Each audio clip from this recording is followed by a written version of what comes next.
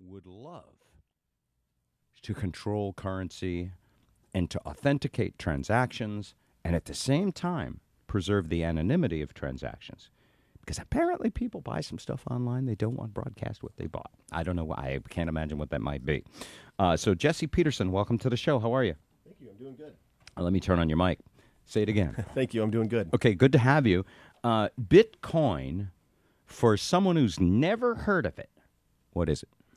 Bitcoin is basically, it's an amount of currency on a public ledger, much like a bank account balance in a bank computer system. So I would give you money for Bitcoin, and I would get, is it $1 equals 1 Bitcoin? How does it work? No. The current exchange rate is about $800 for 1 Bitcoin. And you might think that's really expensive for a Bitcoin, but it's not such a big deal because Bitcoins are divisible to 8 decimal places. Okay. So you can actually have $5 worth of Bitcoin or $1 worth of Bitcoin. So if I spend $800 for a Bitcoin, and then I can use that to shop online, what's the advantage? Why shouldn't I just shop online? Well, that's a great question. For most e-commerce situations, there isn't much of an advantage. Some e-commerce places they allow you to they have a small discount for Bitcoin. Okay. Because the transaction They want to processing encourage fees, me, yeah, because the transaction processing fees are very, very low to none. I heard this. A credit card will charge 2 to 3%. Bitcoin charges either nothing or a fraction of a penny or something. That's right. An actual Bitcoin transaction is very small transaction. So is that Bitcoin's game, is to knock out the credit card companies, in which case we should all get behind it, right? Yeah. No, I think Bitcoin is really an experiment. So it's a technology release that an anonymous person or group of people, no one really knows, that invented it to... I want the full faith and backing of no one really knows. That's what I want. Seriously. I'm fairly certain it was Bill Murray. That sounds like no risk whatsoever. Right. What if Bitcoin just, I go one day and it says Bitcoin.com is all gone? No one. How do I know I have any protection? There's lots of protection. It's cryptographically protected. And there's lots of math behind it, so it's kind of hard to get into. Oh, well, yeah, it's too complicated for me.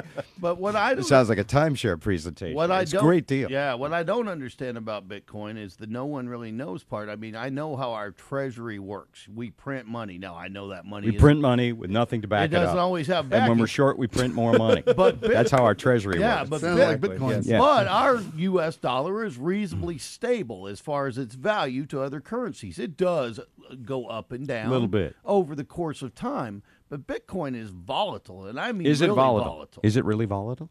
On day-to-day basis, yes, it is. It's quite volatile. Usually something like $50 a day. It goes up and down, but I don't think that's a big problem. So from $750 to $850 is a swing. Sure. Yep. Okay. In a day. But a year ago, how much was a Bitcoin worth? About $10 or $20. Yeah, and now it's Oh worth my 800. God! That a lot is of people. volatile. That sounds like a pyramid Yeah, scheme. exactly. I wish I That's was involved a year or a two year ago. Yeah. If you look at the year over years. So wait a minute. How is Bitcoin different from a stock then? Well, that's a great question because that's kind of what a lot of governments are trying to wrestle over. Is it a stock or is it a currency? Because it's not really government money. It must be a currency, right? Yeah. So wait a minute. Also, I remember I made the comparison to frequent flyer miles. Is it different from frequent flyer miles?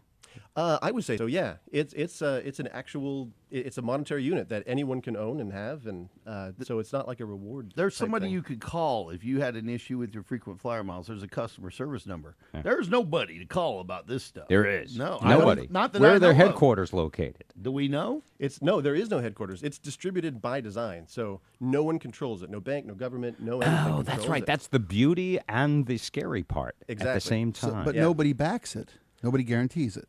That's true. It has supply and demand to find its value, and that's about it. My greatest fear is that this is some elitist, intellectually snobbish monetary system, because I am stupid and I have no idea what this is. I Well, mean, but what he's I saying can't- is I it's can't much get like it. the internet. We were like, well, where is the internet? Well, it's just a network of computers. This is a network of databases, basically. Basically, yeah. Well put. Yeah.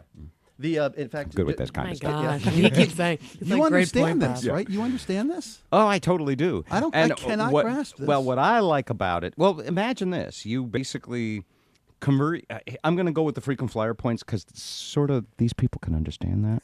Thank you. It's like if frequent flyer points were a currency. Like you could use Alaska frequent flyer points to buy a hotel or buy anything else, which some of them, by the Some of way, them do. have Yeah, programs like yeah. it. But you could use it to buy chewing gum.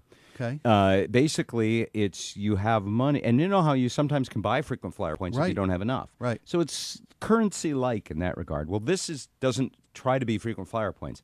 It's simply a number. You buy the number. You can spend the number. Is it a little volatile?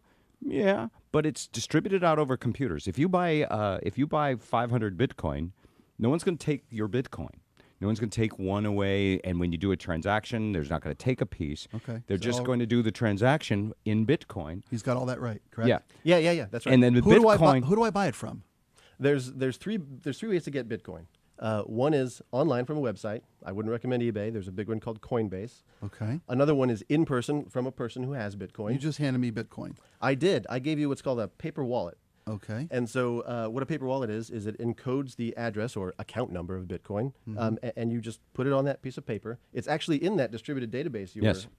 But yeah, it's on that paper wallet. So some of the biggest high-tech minds in the world think that this is going to be the biggest story of the next 10 years. That as big as eBay is, as big as Google is, as big as YouTube is, as big as Amazon is, Bitcoin will be a household word. Do you agree? I think so. Yeah. Maybe not Bitcoin itself, but alternative currency that's much like Bitcoin. That's distributed Absolutely. this way. Yeah. You said there's three ways to get Bitcoin. You mentioned two. It's the third that fascinates and scares me, and that is you earn it by mining, right? You mine it like you're digging for gold on the internet. Yeah, a normal user can't really mine these days. It's too difficult. For the most part, if you spend money mining, you will spend more on the electricity than the actual, getting money Currency. from Bitcoin. But somewhere there are these Bitcoin miners, and when they strike gold or Bitcoin or whatever, then they can flood the market, and that $800 of Bitcoin could go down to 30 overnight, right? Not quite. There's a very, very controlled level at which Bitcoin is generated. It's 50 Bitcoin every 10 minutes, basically, which is $2.8 million a day. And who generates that? The miners. And that's a That's big like our industry. government printing money. It's like the Yeah. Keebler elves of currency. Yeah. here. Who are these people? How did they get that access? How come Joe can't do it? Almost. The Bitcoin mining is capped, so it will stop at 21 million, and you cannot mine anymore. So it will actually go deflationary. You can't print anymore after that happens.